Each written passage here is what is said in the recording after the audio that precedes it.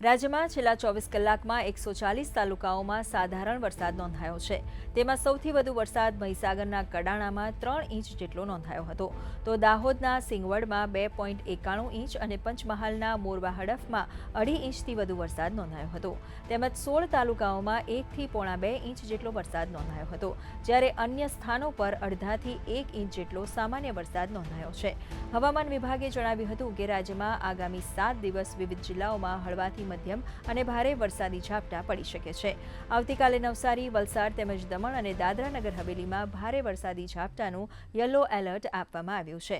તેમજ ઉત્તર ગુજરાત, મધ્ય અને દક્ષિણ ગુજરાત તથા સૌરાષ્ટ્રમાં ગાજવીજ સાથે છૂટાછવાયા ઝાપટા પડી શકે છે।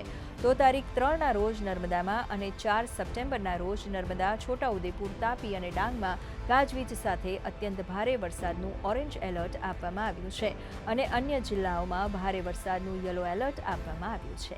आगे का फोरकास्ट अगले 7 दिन के लिए 1 सितंबर से लेकर 7 सितंबर तक हल्का से मध्यम बरसात का संभावना रहेगा गुजरात रीजन और सौराष्ट्र के दोनों रीजन में ही। और हेवी रेनफॉल का वार्निंग अगले 7 दिन के लिए दिया गया है गुजरात रीजन के लिए। 1 और 2 सितंबर हेवी रेनफॉल आइसोलेटेड प्लेसेस में येलो वार्निंग के साथ दिया गया है। 3 सितंबर से very heavy rainfall orange warning के साथ दिया गया है आइसोलेटेड प्लेसेस में।